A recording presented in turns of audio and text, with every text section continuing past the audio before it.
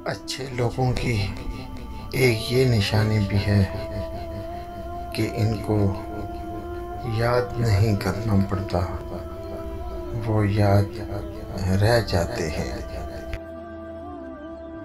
जिस शख्स के दुश्मन ना हों और सब दोस्त हों, इस जैसा मुनाफिक कोई नहीं, क्योंकि दुश्मन इसी के होते हैं जो हक की बात करता है।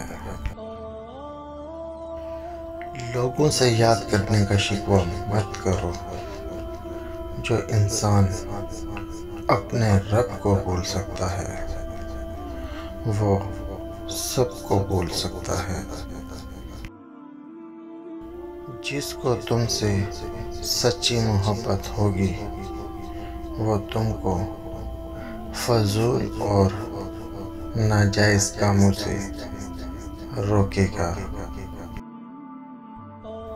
कोई कमज़ोर शख्स तुम्हारी बेइज्जती करे तो इसे बख्श दो, कि बहादुरों का काम माफ़ कर देना है, और माफ़ करने वाला अल्लाह को बहुत पसंद है।